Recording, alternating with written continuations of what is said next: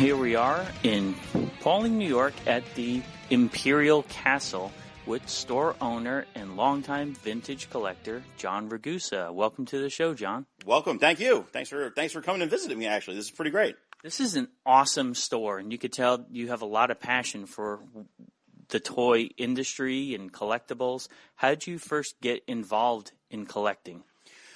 That's a good question. Well, two parts of it. I originally started collecting Star Wars stuff when I was a kid, like most people, right? I was into Star Wars. And then when I hit my 20s, I kind of got out of it. But I still collected little things here and there, like stuff that I could just fill a shelf with, or, I had a life-size Yoda in my living room because I was single and I thought that was cool at the time. When I got married and had kids, it went quiet. But then when my son turned about 5, I went and bought him just a handful of loose vintage figures off eBay because I'm like, oh my gosh, we could play with these the way we did when we were kids. He grew out of it, and I didn't. And that's kind of how it got started. I collected Star Wars pretty exclusively for probably a good 7-8 years. I got involved with Rebel Scum and Imperial Gunnery and all the. I was on all the forums, and then that kind of grew into a pretty self-sufficient hobby. I would buy and sell Star Wars stuff just to be able to buy the stuff I wanted without using like my house money. And then after 17 years of working my real job, I got into a fight with my boss and I quit. And I opened up this place. So you mentioned the Imperial Gunnery. Give us some insight on that. Well, the Imperial Gunnery is a website that basically helps people understand what's reproduction and what's original. I think our hobby, Star Wars specifically, has a very big problem with reproduction items that you don't really see in a lot of other hobbies. I'd say on the scale we do. People always reproduce stuff, but other hobbies kind of accept it. I know Mego is a great example. They are fine with repro, if it's clearly identified, of course. Mm-hmm. Star Wars people don't accept it, and our site gives people insight into understanding what's real, how to identify it, maybe getting away from some of the stuff that's gotten its own kind of mythos, like float tests and light tests, which don't always work. And it's an informational site. I joined it back in 2009. Oh, God, that's a long time ago. 2009 or 2010, as a member, became an admin and a moderator there. And when the original owner kind of got out of the hobby, I took ownership of the site, and I've owned it, I think, since 2012. And it's a great site with a great team of people. And actually, really, guys like I do this every time because I want to make sure they get all the credit. But Paul, Brian, Steph, and AJ are kind of the lifeblood of that site and make it what it is today. I'm just the lucky guy who gets to kind of have the name put on the masthead, but those guys are really the ones who keep it up and running. It's an incredible resource. We've been using it for years. So now tell us about your store, the Imperial Castle, and how you built it. The Imperial Castle was basically me, like I said, quitting my job. I worked for a telecom company for 17 years, and I just was miserable. And I joke around with people because I worked from home, and I had a good, solid 6-figure income, and I was still couldn't get out of bed in the morning because I hated it so much. And we had decided that at some point I was probably going to end up losing my job through downsizing, or we were getting taken over. And I had planned that hopefully I'd be able to open up some kind of a do what you love type of thing. I got into a fight, and on the spot I said, we're done. I quit. And literally, we just hit the ground running. My wife was very, very supportive of this. And I just started. I opened the shop. We opened in 30 days and had no inventory. It was pretty scarce. But what we've done is really, I've tried to educate myself on different toy lines, and we just have sort of hit. We resonated with the right crowd at the right time, maybe.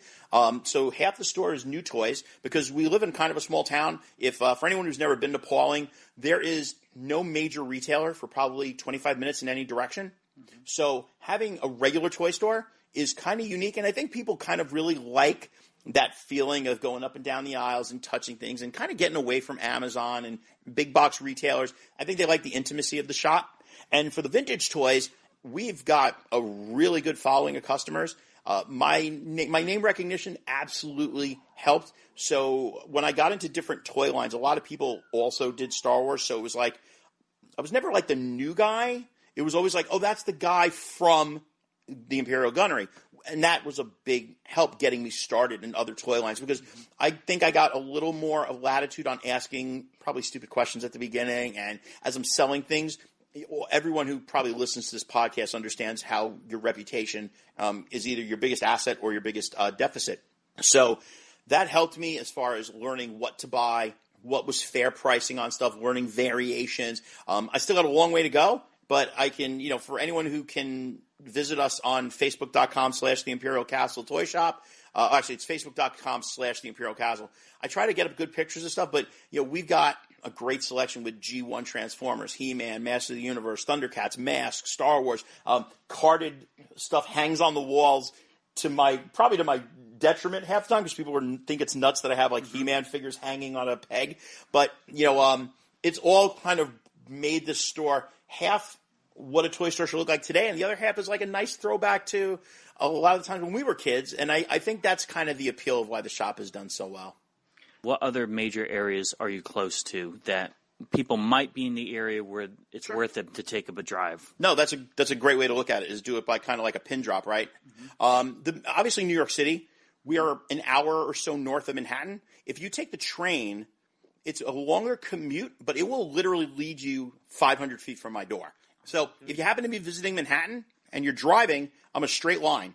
You literally get on the highway, and the highways will connect, and eventually you'll end up literally at my shop. Or if you take the train, it's even easier if you take Metro North Railroad from Grand Central Station. But if you're in Danbury, Poughkeepsie, I don't want to exaggerate and say I'm worth a drive if you're 5 hours away. I don't think that's a reasonable number, but I would say if you're within 2 hours of me and you really just want to appreciate and look at a lot of old toys, I would probably say if you're anywhere in that vicinity. So mid-Connecticut, northern New Jersey, even like Scranton or that area of Pennsylvania, we're pretty easy to get to. I'm off of almost every major roadway, can put you within 10 minutes of the shop.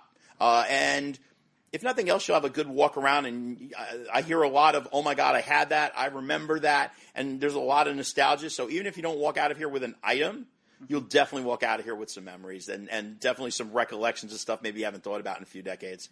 How far are you from Ticonderoga, New York? Because I know a lot of our listeners like going to the Star Trek set that's up there. Yep, and one of the guys who was part of that event, one of the guys who does something on it, and I apologize, his name has escaped me, he was actually here in the shop, nice guy, and it was amazing hearing a lot of like what happens from someone who's behind the scenes.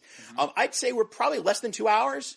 Doable. Very doable. Very doable. I mean, I do have people who, I think the longest someone's intentionally come here, I have people coming down from like Massachusetts with a certain degree of regularity, like 2.5 hours, because I think if you come here, it's not a place you're going to spend 15 minutes in.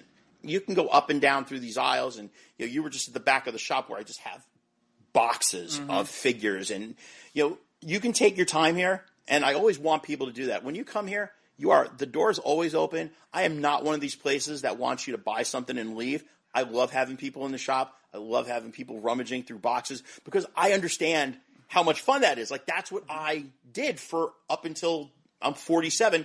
I opened this place when I was 45. So up until 45 years old, I was the guy who would make my wife pull over on the side of the road because I saw, some tchotchke shop, but it had like an ATST in the window. And I'm like, oh, there's got to be gold in there.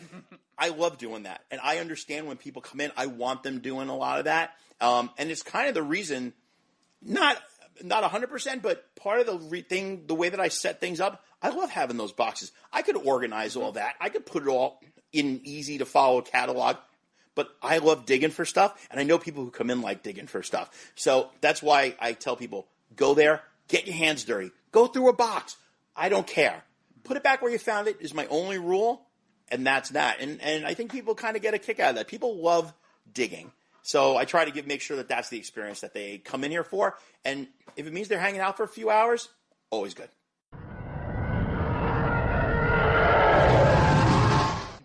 Okay, yeah, you mentioned the variety that you have. Let's just take a virtual walk through the store, and I'm looking at one section of toys over here. John, can you give us an idea of what we're standing in front of now and how it's... I feel like I'm going back in time. I've jumped in a TARDIS. Yeah, basically, That's exactly what you did, and which also leads me, if you're a Doctor Who fan, I'll show you some cool props from the show that I actually have. We'll get into that later. But yeah, basically this is KB Toy Store circa like the mid-90s or late 80s. So we try to put everything up on peg hooks. We want stuff here. So just for people who can try to visualize it, we've got original G.I. Joes, followed by the Tick, followed by some G2 Transformers, carded Star Wars, Star Trek, Ghostbusters, then even some stuff that I personally find, like Demolition Man action figures, because everyone wants their own Simon Phoenix. Some DC Superpowers guys. The original, like I said, the original Masters of the Universe. I have about 5 or 6 carded figures, peg hooked. Battlestar Galactica, Sequest. Everyone loves Sequest figures. And then even some stuff that maybe doesn't have broader appeal, but there are people who come in. Micronauts, fantastic. The Z-Bots, kind of cool. Here are the Stone Protectors, which was like Teenage Mutant Ninja Turtles meets the Troll Dolls. You know, carded, of course, Spawn, because, you know, I don't think any store in the world would be complete without a massive overstock of Spawn. And like I said, all this stuff is just literally hanging the way it would have hung when it was out there. And I think it's one of those things where I kind of put a smile on my face. I love people coming in here and they just look at it like, these aren't real, right? And I'm like, no, this is what they are. And it's hysterical. Like, the look on people's faces is like worth its weight in gold sometimes, because no one can believe there's this much stuff in one place. And on top of it, a lot of people have a tough time believing that it's actually the real stuff, because it is unorthodox to have it just out in the public eye. But it's kind of how I want it, because I would love to see this if I went into a store. So I always make sure my shop is exactly the kind of shop that I would want to go to. And if that means people are pulling my stuff a little bit more than I'd like, it all comes out in the wash. Eventually, things even out. I've had some stuff break. It's okay. You know, I wouldn't be happy if it was thousands of dollars things, but it happens. And I'm more concerned that people enjoy themselves here. And if it means that a troll figure gets ripped off its card once in a while, or I've broken a Spawn guy, you know, whatever. Not the end of the world. Now we're going to another section of the store, and we're seeing some big guns here when it comes to toy collectibles. And it's right next to a vintage Donkey Kong Jr. or Double Donkey Kong. And I don't even charge a quarter for it, because that's the kind of value we give here at the Imperial Castle Toy Shop. So it's a total retro shop, even as far as arcade games. I see you have a Nintendo system set up here. And television. It's Atari. wild. All working. I test them all. We keep a TV in the back that we can hook things up to make sure everything's ready to go. Got some Food Fighters, some awesome 80s, some awesome 90s, excuse me. Some awesome 90s stuff there. You know, prototypes. These are all legit pre-production. That's Saw Gerrera Funko. That's the original first shot. I won that at Rancho Obi-Wan's Gala a couple of years ago. Boba Fett's head from the electronic late 90s version of the 12-inch. Galactic Heroes, obviously. And then in one of the other cases, I have a bunch of modern protos. That is the Russian. You're going to make me say the name because I can't pronounce it right. The Russian, oh man, it's like O-R-E-T-I-T or something, like Orite. That's the Russian AT-AT driver, which has gotten like kind of a notorious little following. Unfortunately, I wish I had the gun for it. So it's a solid silver AT-AT driver. It's articulated. It's articulated, but yeah, it's basically just a one-color palette silver AT-AT driver that came with a silver gun. As far as I'm aware, there's a handful of them carded and a handful of them loose. Just a fantastic bootleg. If you've never had Joe Iglesias on the podcast, he would be someone he could probably talk to you ad nauseum about it, because the guy knows just about everything on it. I mean, we're going through the store is just absolutely amazing. Yeah, and there's stuff at like kind of every corner, right? You got your carded, you know, some box G1s over there, some great Transformers, you know, Kenner Superpowers over here. That's a complete Hall of Justice. Complete Millennium Falcon being watched over by Hellboy up there. You know, these are modern prototypes. So first shot Battle Droid, first shot Clone Trooper, first shot Anakin in disguise when he was when him and what's her face there, Padme went. That's a carded Russian, carded Hungarian Boba Fett. So that's a pretty cool rare item. She-Ra, Thundercats. It kind of, you know, this is a complete set of the Raiders of the Lost Ark, all AFA 85 graded figures. So that is an awesome complete set. That's Roscoe P. Coltrane, signed by James Best. I mean, just makes you goo. Black hole figures. That's 4 out of them. All boxed up in the larger line. Ghostbusters house, LGN wrestlers. There really is, even I get kind of thrown off because then I'll look at all this amazing high-end stuff, and then it's like Cadillacs versus dinosaurs figures mixed with some of the Marvel superhero guys, some Spider-Man stuff. We really have a little bit of everything. And Hugo. Oh, I love this doll. Yep. That thing is the stuff of nightmares. First of all, if they ever made that into a movie, that's totally going to be Ed Harris. Like, Ed Harris can play Hugo, the Man of 1,000 Faces. But yeah, we get in like all sorts of different stuff. And I've got even stuff that no one kind of cares about. We find a home for everything. So we've gotten in some bizarrely obscure toy lines, but I have found there's always someone for everything. I've taken in toys that I'm like, this will never sell. Like, it's going to sit here forever. And then you'll have a kid come in and be like, oh my God. That's one thing we do that I don't think a lot of people give enough kind of, don't really give it this look. There's a lot of toys from that are uncollectible, but incredibly playable. Mm-hmm. I love that. Mm-hmm. I have kids come in here who are looking at Micro Machine sets that a collector wouldn't give the time of day to. They look at it and their eyes light up like that is the coolest toy I've ever seen. So we do a lot of repurposing, and you could almost call it like an upcycle. Yeah. So where another guy might take his 90s Power of the Force figures and throw them in the basement and go, they're never going to sell. I'll have them out there and let kids play with them. They go nuts. So we do a lot of that. So it's interesting to see what stuff kind of resonates with a younger audience too. That's always kind of fun. Yeah. I think that knowing your pricing, retailers, people come into the shop, and I think one of the most common things I get sort of people weary of is they assume that I'm high priced because I'm a retailer. And I'm the first to tell you, yeah, I'm probably not going to be the cheapest place on the planet because I have rent, I have costs, but I do a really good job of making sure that I buy correctly. And if you buy correctly, you can sell and be very fair on price. But I would say that someone just walking in out of nowhere, if it's not a store like this where I think, without patting myself on the back, I think you can walk through here and clearly know, whoever owns this store kind of knows what he's talking about with the way things are set up, displayed. And if you look at the stuff that is priced, I think it's priced fairly. But when you walk into any kind of a shop, always look at things, go online, do your homework a little bit. If it's more than a nominal amount of money, don't get talked into something. And if someone tells you this is a great deal, chances are you probably should look. If it is, fantastic. But I've seen a lot of people come to me that go on. I had a guy who was going from Canada down to Virginia and stopping at vintage toy stores. And we had a conversation, and the guy told me some of the other stuff he bought, and it was hit or miss. He bought a couple of things that were priced incredibly right. There's a couple of things he got just gouged on.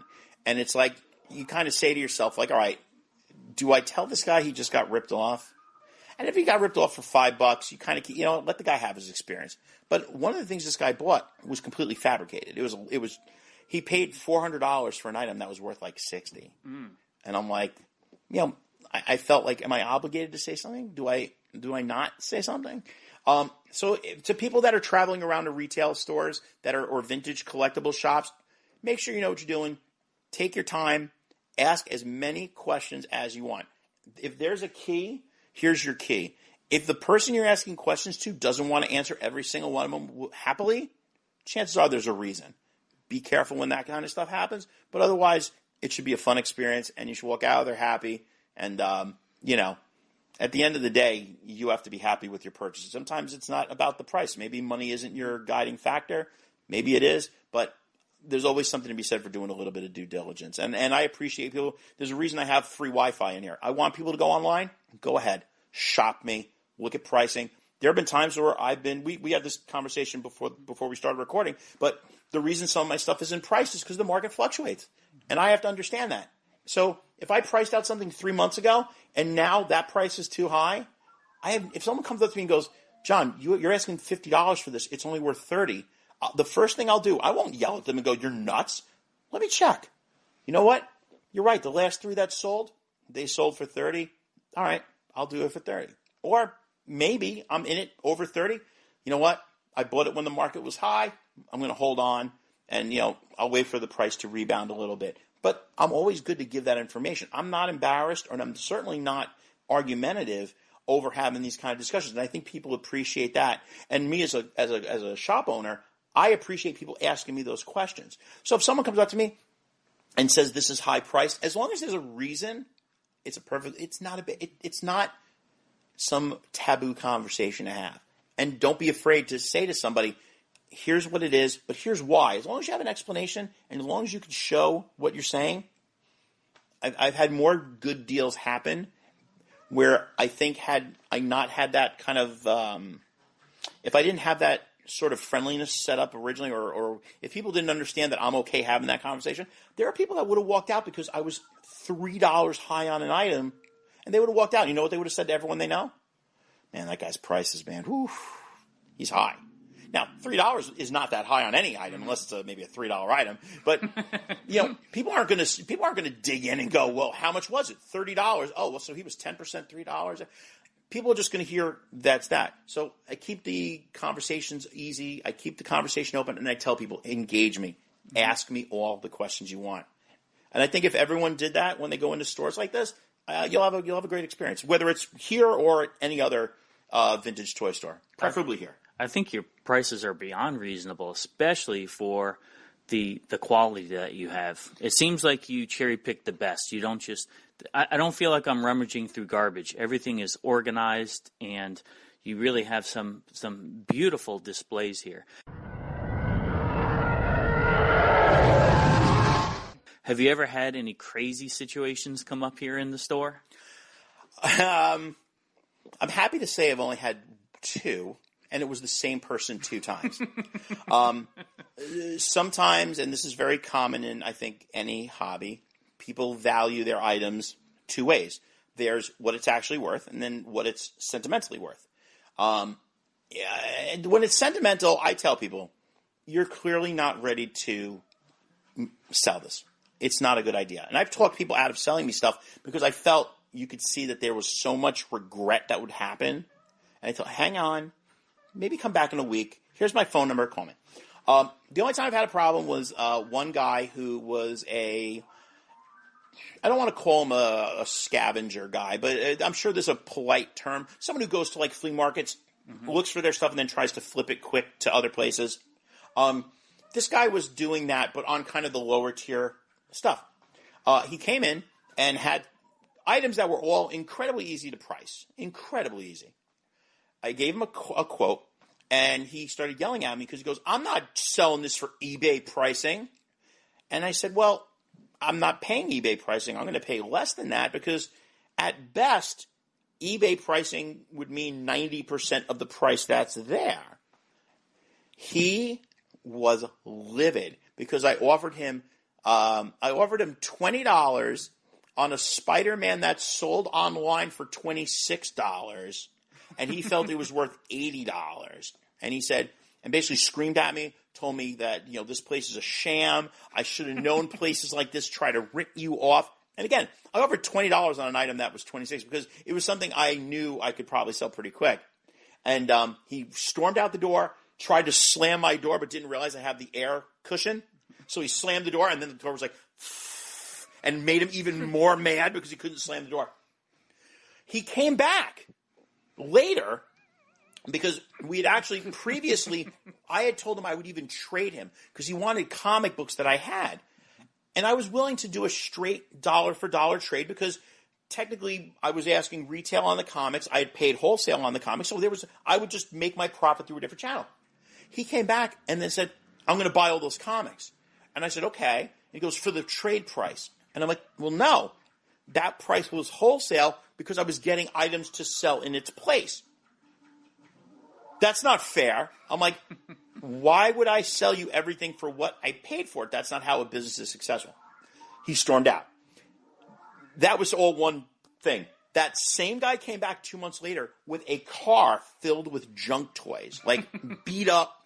They were nasty. And I saw him pull in, and he comes in and he goes, hey, do you buy toys? Completely like we never met. It was so bizarre. I'm looking over my shoulder, like, just, Like, am I having a stroke? Like, did I travel through time? I stopped him from coming in. I said, why don't we go out to your car and let's take a look? Sure enough, first item that this guy shows me.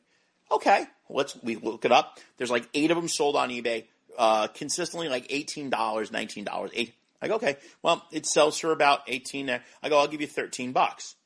Here we go again. I want at least $50 for this. Congratulations. Okay. I'm like, you know what? I'm going to stop us right here.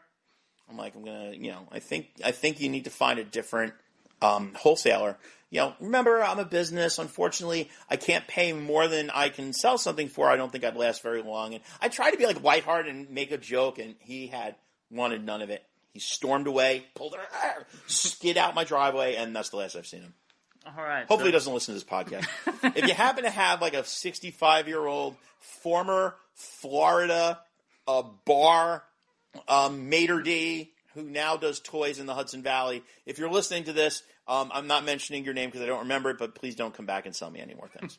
Or, I'm sorry, please don't come back and not sell me any more of your things. But that's literally probably the most adversarial thing that's happened. Otherwise, people have been incredibly, incredibly cool. I think a lot of the collectors, too, it's a small world. We all we've known, I've been around a long time, so people know, oh, I seen you on Facebook or this.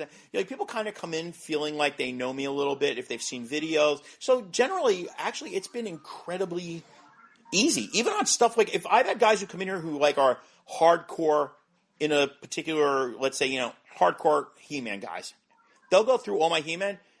What are you charging? And I've said, just tell me what it's worth. I trust you. And generally, they give me prices that are almost better than what I would have even asked because, they'll oh yeah, that's a variant. That's a different paint. I think collectors, when you're a good collector, people inherently gravitate towards you and you have great experiences. So, I'm happy to say that, that one guy is it. And on the opposite end, I treat people right. The amount of repeat business and referrals I get for buying stuff from non-collectors is phenomenal. I'll get a phone call. Hey, you bought out my neighbor's collection. I'm moving. Would you be interested in mine? Yes, I would. You don't do that if you're lowballing people and lying to them about stuff. So that's been a plus. Plus, I have a policy. If I find something in your collection that's worth way more than I thought it was, I will always reach back out to you, and I'll pay you more for it. I did that a couple of times early on, and word of that, that story seemed to spread. And I've gotten a lot of good referrals that if I go backwards in time, there's a patient zero. It's a guy who sold me a bunch of G.I. Joe figures. He had a Night Force Charbroil in the bottom of a bin of broken figures. And if you don't collect G.I. Joe stuff, that's about a $200 figure. Mm-hmm. Now, I bought all these figures assuming they were all broke. I was going to have to do O-ring repairs. I paid very little for them. But I told the guy, look, if there's some gem in here, I will let you know. Sure enough, I get to it. I find Charbroil. I find the helmet. I find the hose. I find the backpack. Those are the hard things to find on it. Yeah. It was 100% complete. I put it up on eBay. I had it sold in a day for $210 plus shipping. Now, I could have said nothing. I had the guy on Facebook. Come into the store, please. Okay. Come to the store. Hey, I didn't know this was going to sell. I didn't notice this first time. It sold for $210. Here's another $100. It was like I gave this guy gold. But you know what? He went out, and I know people have come in here that have told me the story back to me as they're bringing in tubs of their toys. He told me he took care of them. I had a guy bring in a Wonder Bread He-Man. Oh, wow. That's amazing. $600, $600 to $800 figure, whatever it was. Mm-hmm. Guy had no idea. I could have said, I'm the guy who tells you, dude, you just hit gold right there. And you know what? Again, those stories help out enormously. So that's why I'm happy that I have a limited amount of bad stories, but I have a very nice little library of good stories. Now, if there's something that came in, we're talking tubs of toys, is there something that you would keep for your collection that you wouldn't want to resell? Or is there anything that you're looking for? No. The rule, if it walks in here, it walks out here. Okay. That was the deal I made with my wife when we start. Because my biggest fear when I opened was going to be, I'm a collector. It's really hard to not collect. Mm-hmm. But what I found is that most of the stuff that comes in here stays here at least for a little while, and the store is kind of your collection. In all real sense of the word, I own everything in here. which is a literal truth, right? Outside of a few consignments. When it's time for it to go somewhere else, it's time for it to go somewhere else. And I'm really happy that wasn't a struggle, because I really worried that I was going to be sneaking things at home. And the other thing was, when you rely on this as your source of income. I've got my daughter's in college, my son's leaving next year for college. Your priorities are pretty crystal clear of where your money needs to go. And if I can bring in an item and sell it and make money on it, I look at it as I'm paying for my kids' education, paying my mortgage. And it was pretty easy. It doesn't mean there's some things that have reluctantly walked out of here where it was like, maybe I didn't do the best sales pitch on it. Well, if you want it, hey, it's up to you. Just let me know. Like, where maybe at other times it'd be more aggressive. But no, if I collect, my personal collecting was vintage Star Wars only, and I got into foreign cards. So that's a very niche as it was. But no. But when I walk in here every morning, I look at all this stuff as my own collection. So I do have pride in it, and I think, but when someone comes in and they're like, hey, you helped fill in a gap here, or I really needed that, I've been looking for years for this, it makes you, it's cool. Like, you feel like you're helping somebody out. So when it's time to go, it's time to go. It's been okay. Who knows? If someone walks in here with like an Italian Boba Fett carded, maybe this will be a different conversation. But until that happens, like if Rick Springfield, oh no, he doesn't own it anymore. But if there's one or two items I've been personally searching for years, there's almost no chance it's going to walk in here, but if it did, I'm human. I don't know. I had some Uzes carded walk in here. Those were tough to sell. Like, I was like, like I could sell enough to make this one free. And like, at the end of the day, I'm like, nope, not what we're here to do. And when my mortgage got paid that month, I felt a little better. Yeah.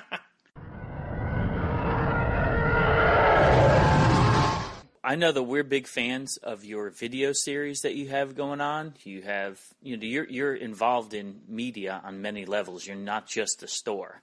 So tell us where our listeners can contact you, visit you, and see you online. Best place to do it would probably be on the Facebook page. So if you go to facebook.com/the Imperial Castle, the store comes up. If you want to see the weapon stuff, you can always go to imperialgunnery.com or facebook.com/the Imperial Gunnery.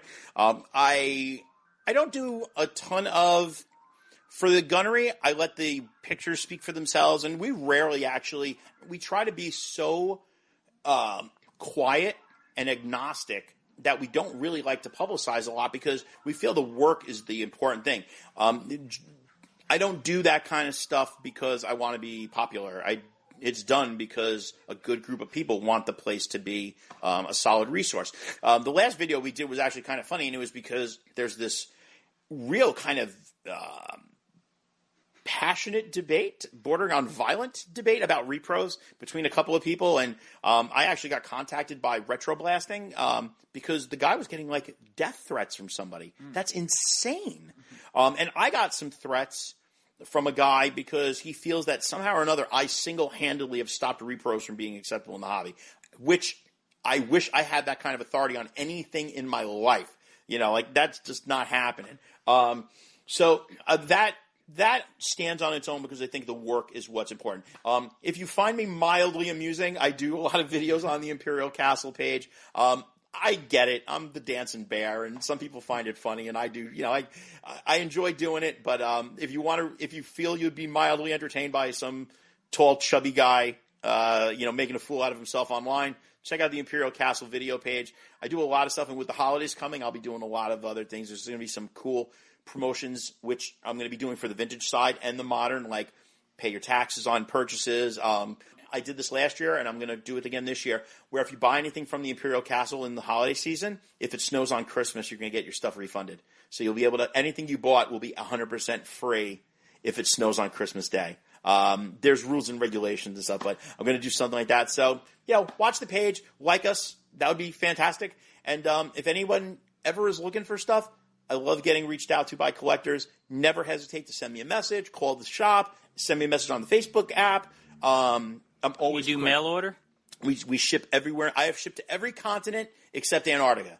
And I am thoroughly convinced there's a penguin somewhere who needs some kind of a vintage toy, just so I can close that out. But so if you happen to be a penguin or anyone living on Antarctica, please buy something from me. I really want to ship to Antarctica. But we've shipped to, I used to keep count, but I think we've shipped to like 37 countries so far. And we've got every continent under under our belts except for that one. We'll do basically anything. If you're willing to give us money, we are willing to give you a toy and send to wherever you need it to be sent to. That's awesome. Well, thank you so much, John. No, this was great. We're going to continue shopping because it's endless here. We love it. And we look forward to seeing you again in the near future at any other collecting events. Anytime. And appreciate this was for something so impromptu. This was great. I'm glad you guys stopped in. It's been a lot of fun.